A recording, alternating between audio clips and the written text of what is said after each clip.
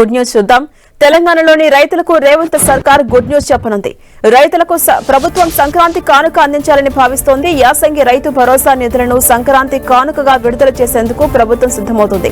గత వానాకాలం సీజన్లో 9 రోజుల్లోనే సుమారు 9,000 కోట్ల నిధులను రైతుల ఖాతాలో జమ చేసిన ప్రభుత్వం ఇప్పుడు ఇదే తరహాలో పంపిణీ చేసేందుకు రెడీ అవుతోంది. ఈసారి పంట సాగు చేసే నిజమైన రైతులకే పెట్టుబడి సాయం అందించాలని నిర్ణయించింది.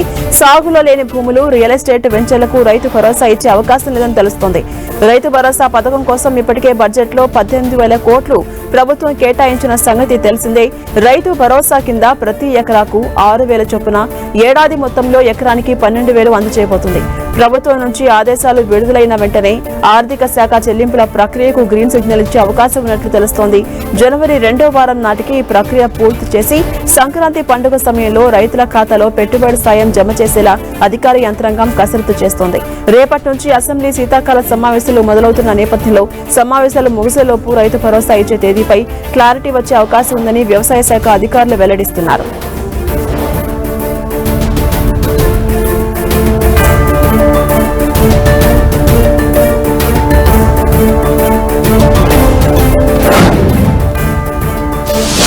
నెల్లూరు ప్రజలకు గుడ్ న్యూస్. గూడూరు నియోజకవర్గంతో పాటు కలువాయి, రాపూరు, సైదాపురం మండలాలను తిరిగి నెల్లూరు జిల్లాలోనే కొనసాగించాలని సీఎం చంద్రబాబు నిర్ణయం తీసుకున్నారు. గూడూరు ప్రజల అభిప్రాయం మేరకు గూడూరు నియోజకవర్గంలోని 5 మండలాలను తిరిగి నెల్లూరు జిల్లాలోనే కలపాలని అధికారులకు స్పష్టం చేశారు చంద్రబాబు. ఈ నిర్ణయంపై టీడీపీ సీనియర్ నేత సోమిరెడ్డి చంద్రమోహన్ రెడ్డి హర్షం వ్యక్తం చేశారు.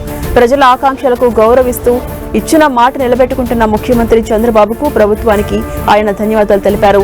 ప్రభుత్వం తాజా నిర్ణయం గూడూరు ప్రజలతో పాటు ఎమ్మెల్యే సునీల్ కుమార్, శ్రీ పొట్టి శ్రీరాములు, నెల్లూరు జిల్లా ప్రజలందరిలో ఆనందం నింపింది అన్నారు. 2024 ఎన్నికల సమయంలో సీఎం చంద్రబాబు, మంత్రి నారా లోకేష్ జిల్లా ప్రజలకు ఇచ్చిన హామీని నెరవేర్చారంటూ కొనియాడారు. ప్రజల నుంచి వచ్చిన వినతులను, వారి అభిప్రాయాలను కూటమి సర్కారు గౌరవించిందని పేర్కొన్నారు. గూడూరును 3 మండలాలను నెల్లూరులోనే కొనసాగించాలని నిర్ణయం తీవ్ర నిరాశలో ఉన్న ప్రజలకు పెద్ద ఊరట ఇచ్చిందని సోమిరెడ్డి అభిప్రాయపడ్డారు.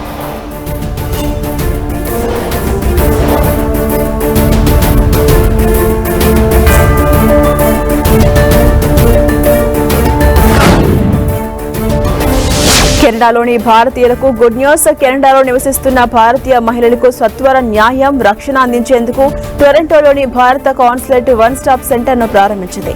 గృహహింస లేదా చట్టపరమైన సమస్యలు ఎదుర్కొనే భారత పాస్పోర్ట్ హోల్డర్స్ కు ఇది 24 గంటల పాటు అండగా ఉంటుంది.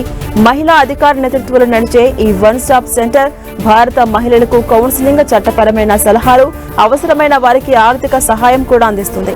ఆపదలో ఉన్న భారతీయ మహిళలకు అండగా నిలిచేందుకు 1 స్టాప్ సెంటర్ ఫర్ ఉమెన్ ను అధికారికంగా ప్రారంభించింది.